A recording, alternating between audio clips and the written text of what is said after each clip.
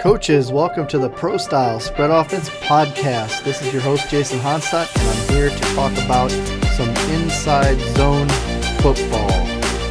All right, coaches, so I want to get started. I pulled up my screen here, and those of you watching the podcast, you can find it on YouTube. I will also have it out in the Facebook page. You can find it there, or welcome those of you that are listening to it on the podcast.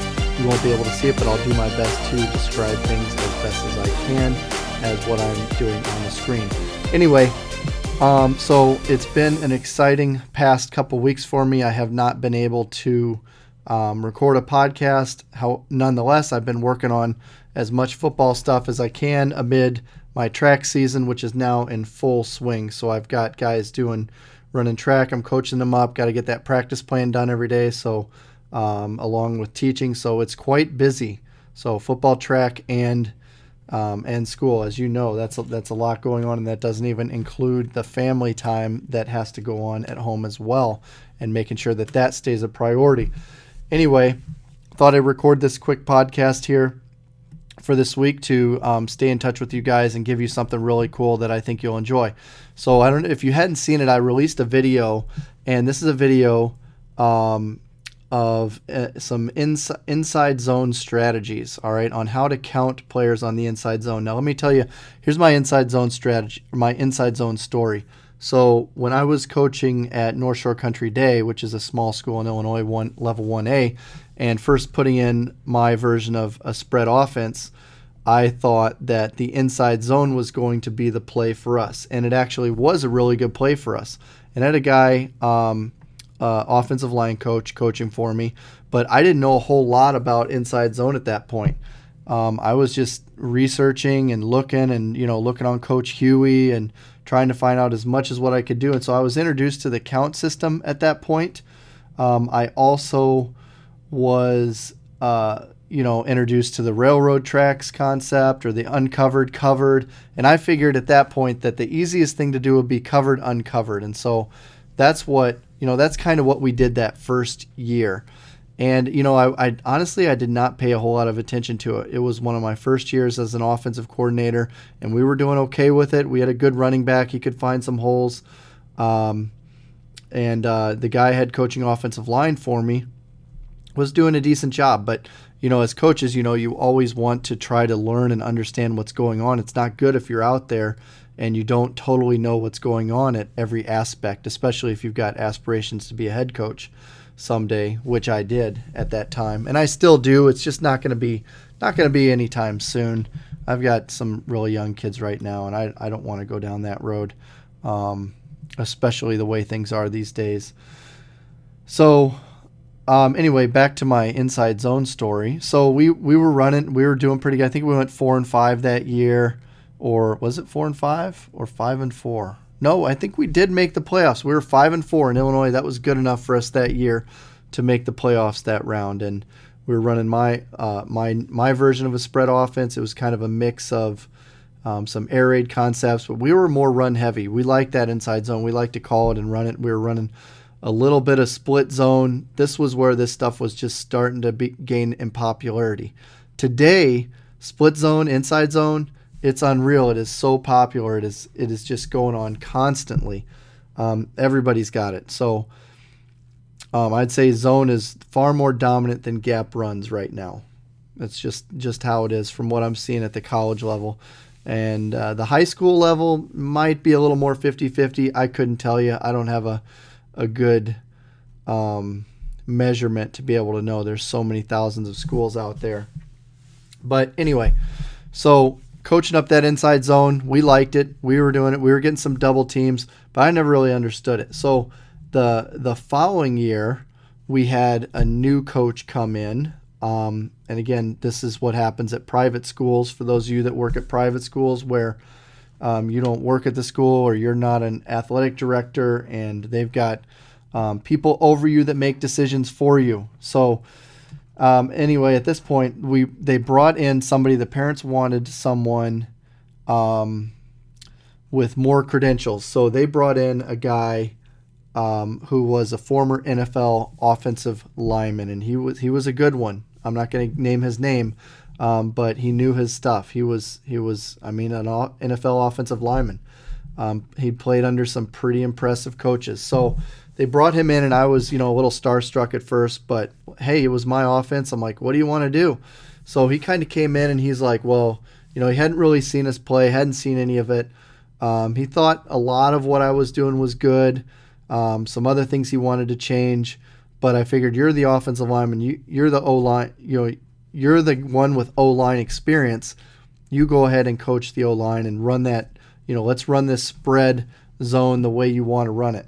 I'm going to learn from you from that. So he got it going, and honestly, he hadn't coached it yet either. So he knew what he knew. I think it was interesting seeing him translate from his knowledge. How do you get it into the minds of high schoolers who maybe have only played 1 or 2 years of football, and their football IQ is not, where his was after, playing so many years and playing for such great coaches. So it was interesting at the start, but then he settled on the numbering system.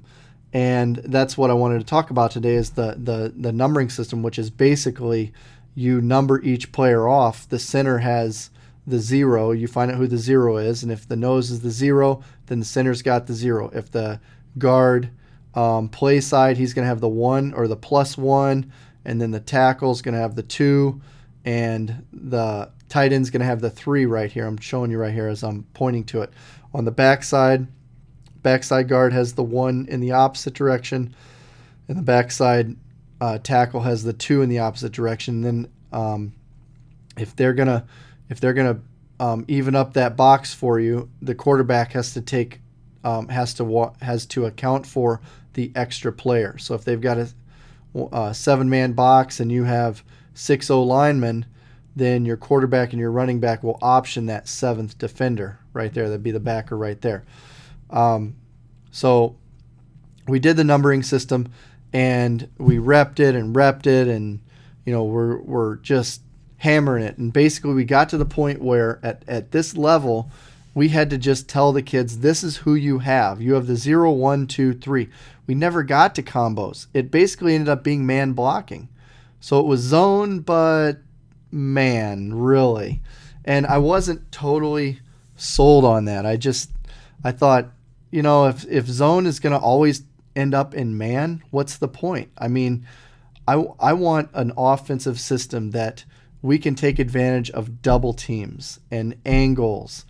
So I was a power. So then I learned about power and power schemes. I'm like, this is what I want. It gives me the double teams. It gives me solid rules. The kids can know the rules, and I love it. And I still do love it. But at the same point, everybody's running zone. Everybody's running inside zone. I'm like, what the heck? Why can't I understand the better way to do this, or how to make this simple? And so anyway, long story short, that's always been in the back of my mind is want to run zone. I like the concept, love to run it along with power, but not sure the best way to teach it, not convinced. And anyway, many years it's been that since. But now I think I was just about a month ago started talking to a Coach Cody Wilson from the Facebook group Offensive Football Junkies, and great group. If you're not in there, jump in there. Coach D'Amico Suggs, and Coach Daryl Page are running that group, and it is running strong. Coach Daryl Page is the founder. But anyway, so talk to Coach Wilson about it, and he's telling me some of his offensive line stuff, and I'm like, this is really good stuff. This is great inside zone stuff. I think I understand how it works, this numbering system. I had only part of the picture previously. Now I'm getting more of the full picture, and how to make it work. And the reason is Cody has coached this for he played offensive line, and he's been a coach for 10 years. He knows his stuff. So I've already learned a ton off of him and got him to make some videos. We put together a course. If you're interested, I'll have the link in the show notes. You can go to prostylespreadoffense.com/inside zone, all one word, all lowercase. prostylespreadoffense.com/inside zone, and you can watch the videos that I'm about to show you. So anyway, back to back to my point is the numbering system is just the beginning. All right, and it's very simple. You can block inside zone if you can count to 3. That's basically what it comes down to. And so if your nose is your 0, your backer is your 1 right here, your tackle is your 2, and on the end or the outside backer is your 3. And that's their assignment, starting the play. But what happens when the play starts running? This uncovered lineman right here, and this is all based on the structure. I'll let Cody explain it. He does it far better than I can. If you are uncovered or if you are covered, you can call a double team. Okay, and we want that. You want your guys calling double teams. Why? Because it's easier.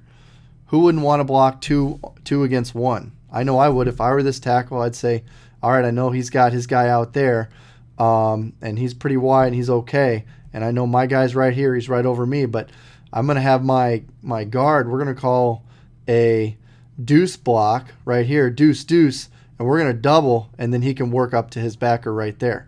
Because there's a couple things I don't know. We don't know if this guy's going to slant inside, so it helps bringing that guard with me on that double, and the backer would scrape over the top. Then I would have to leave my guy, and he would be on the down lineman.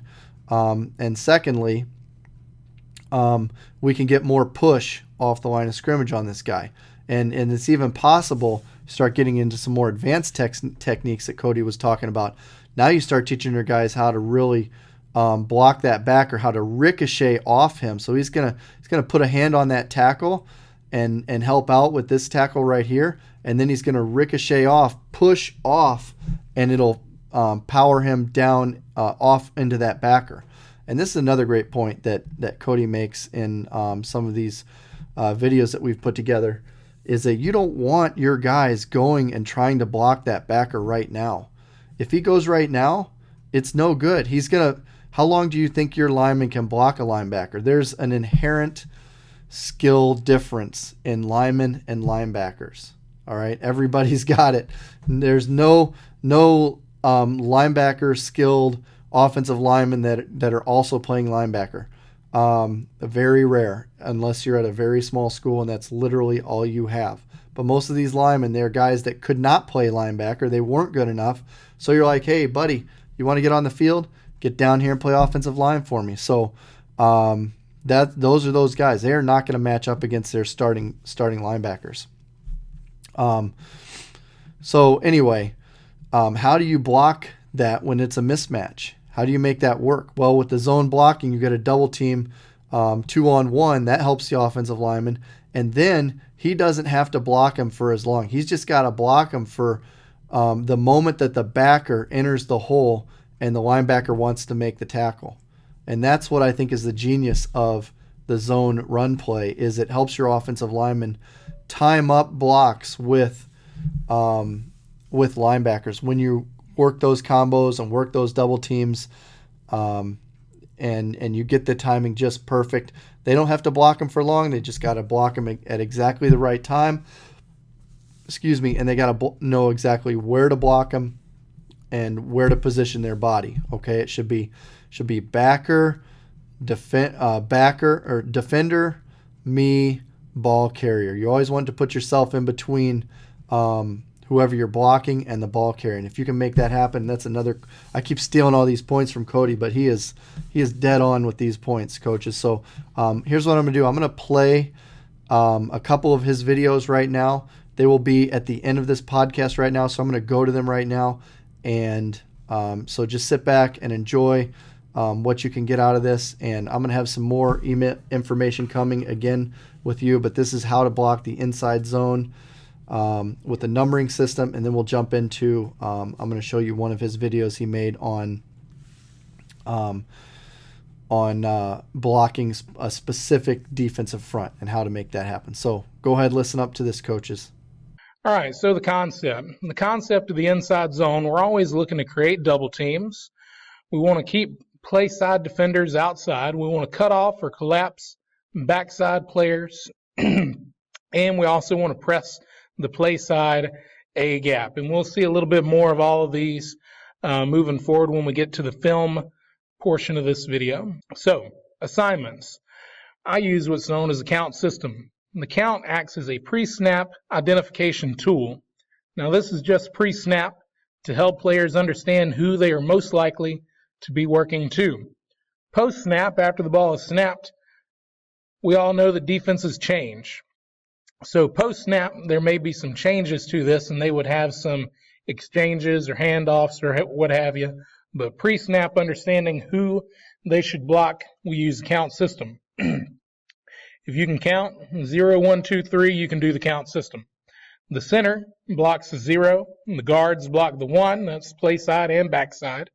Tackle blocks the 2. That's play side and backside.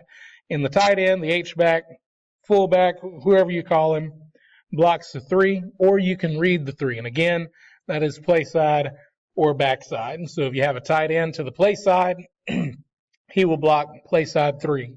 If you're running a split zone, and whoever you have going backside on the split zone, he will block the 3 backside.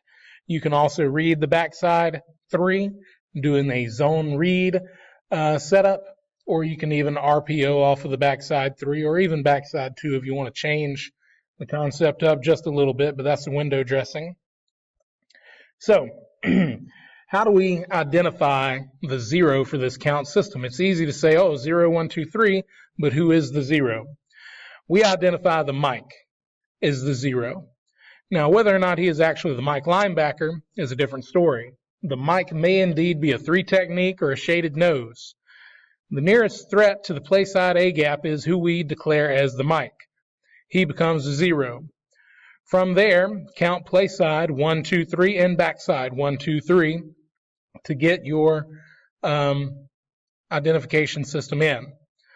So, whoever it is that is nearest to the play side A gap, or whoever is most likely to be responsible for the play side A gap, as we'll see, the 3-3 stack gives us a little bit of problem with this later. But whoever is the play side A gap defender or nearest threat to the play side A gap is the 0.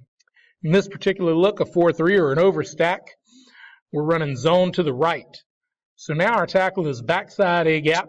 We've got a 3 technique in the B gap. That means our Mike here, Mike linebacker, is also going to be our Mike. He is most likely to be responsible, and he is nearest to the play side A gap. So we've got 0, 1, 2, 3, 0, 1, 2. So pre-snap, center calls out Mike, Mike, Mike, Mike, points out this guy, calls his number, Mike 47, or if he's a D lineman in some cases, Mike 92. Then everybody else, all other 4 linemen can say, okay, if he's a 0, I can count 1, 2, 3 to my side. Okay, so if I'm the guard, I got this guy. If I'm the tackle, I've got this guy. If I'm the tight end or fullback, what have you, I have this guy. Same thing backside. If that's the 0, the next guy over, that's my guy, he's the 1. Okay, the tackle here, this 2 is written kind of in between these 2 guys here, the will and the end, because he has whoever is most dangerous between these, whoever becomes 2. We all know that a lot of defenses do this simple stunt backside to take away the read, to force a read by the, a keep read by the quarterback, but to really get him in a bind. So they'll slant this end inside, and they'll have this will firing off the backside. So he's crashing down inside, trying to get a keep read for the quarterback, but they've got the will in his face as soon as he pulls it. So we'll take whoever is most dangerous out of these 2. Typically, you'd think, okay, the end stays outside, so I'm working inside up to the linebacker. But if they're doing that game backside, the end becomes the 2. And here we go. We see that playing out right here. One thing I don't like about running zone to the 3 technique side is it's harder to get a double team.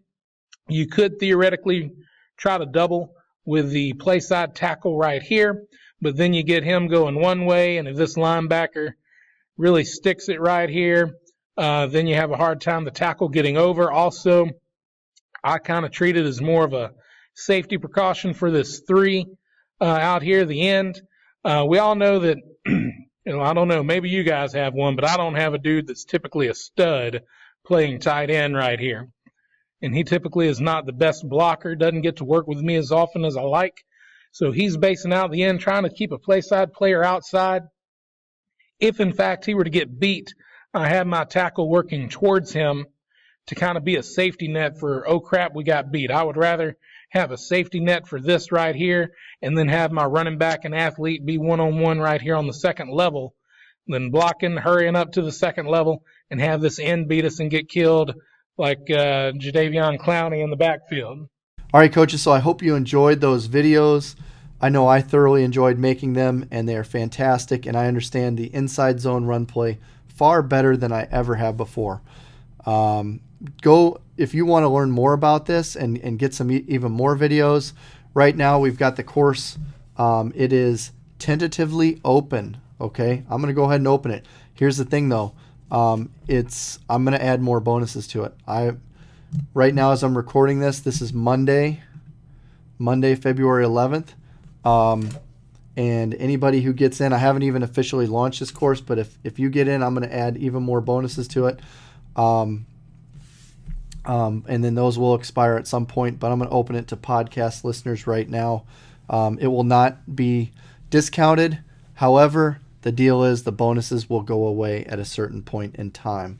But this is a fantastic course if you're interested in learning more about Inside Zone, as I was and I still am. I'm still learning from Cody. There's so much to know about the Inside Zone, and it's so powerful of a play. So if you want to run Inside Zone or just want to understand it, this will definitely really help you out. So hope you enjoyed this podcast today, coaches. This is Coach Honstadt. I'm going to be signing out here. Go ahead and come by the website. I'll give you the address again, prostylespreadoffense.com/inside zone, all one word. And love to chat with you here. Get the pop-up window. Just send me a message when it pops up if you got a question. And other than that, we will be chatting later. Thanks, coaches.